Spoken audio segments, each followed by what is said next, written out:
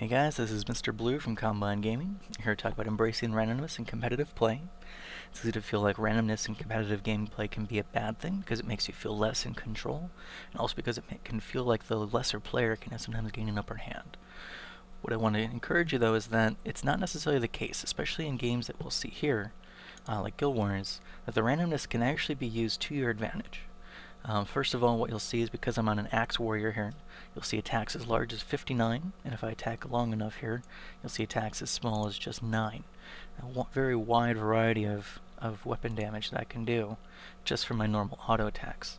Although the skills in this game do consistent damage, as you might be tempted to say should always be the case, these auto attacks actually produce a little bit of an interesting dynamic in the game. For one, what it means is that the game designers can make it so that the warriors have a higher burst potential overall than another class might, because of the very nature of the fact that they are less consistent in their damage. They're allowed to have higher spikes in damage, or higher potential in damage.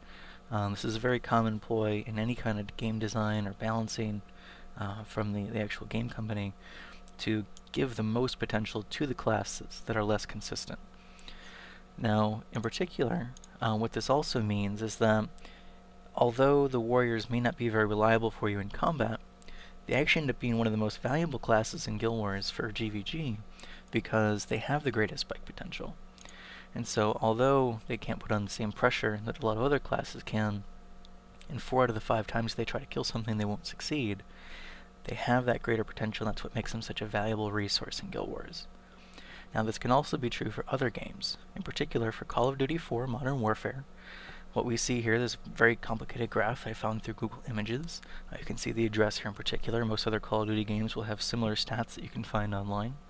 What I want to call your attention to though is this kick column, along with the kind of gun that we're looking at. If we take a look at the M4 carbine, one of the reasons it's so popular is because the kick tends to be so reliable.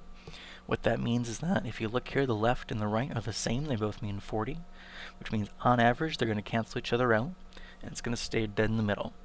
Now, between each individual shot, you may still have some variance left and right, but overall, you're going to be pretty accurate. And because 30 is on bottom, 50 is on top, it is going to slightly ride upward, but because the difference is very small, it's still going to stay on the mark pretty well. If we compare that to a gun like the MP5, and we look at this column, we see, first of all, the left and the right aren't the same anymore. We see 70 on the left, 80 on the right.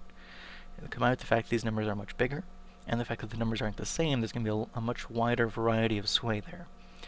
Also, because the bottom number is 30 and the top is 70, means you're on average going to have a much higher kick upward. So a good Call of Duty player will both have to compensate for that in terms of shooting more bursts of fire, instead of just holding the button down, especially when you're using a gun like the MP5 as opposed to the carbine. But it also means that you'll have to accommodate that when you do hold the button down to compensate for that kick overall. And so a good player embraces the randomness both in terms of being able to accommodate for it and also in terms of realizing why the randomness isn't necessarily always a bad thing.